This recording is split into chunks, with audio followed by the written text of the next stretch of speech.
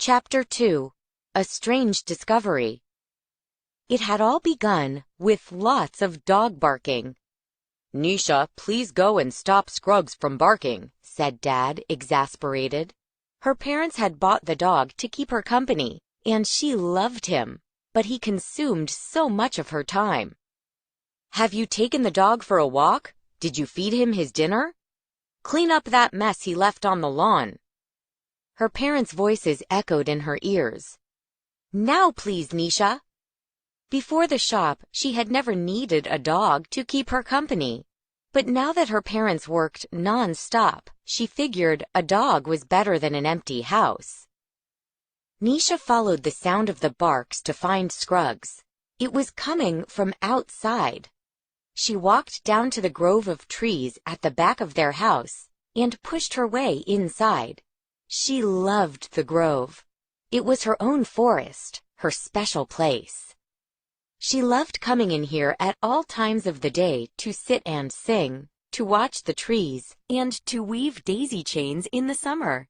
Sometimes she even thought she could hear the trees sing. But today, Scruggs was disturbing the peace, barking loudly at the big gnarled tree at the center of the grove. "What are you barking at?" Nisha muttered as she grabbed Scruggs' collar. It was dusk, and this was the first night in a week that both her parents had been home before it was dark. Tonight they might have some time for her. She tried to pull Scruggs back to the house, but with little success. "What is so interesting up there?" she asked out loud.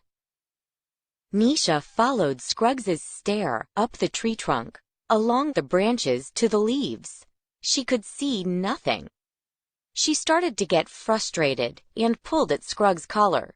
But then, suddenly, she saw a strange shining pattern catch the last rays of sunlight on the underside of one leaf.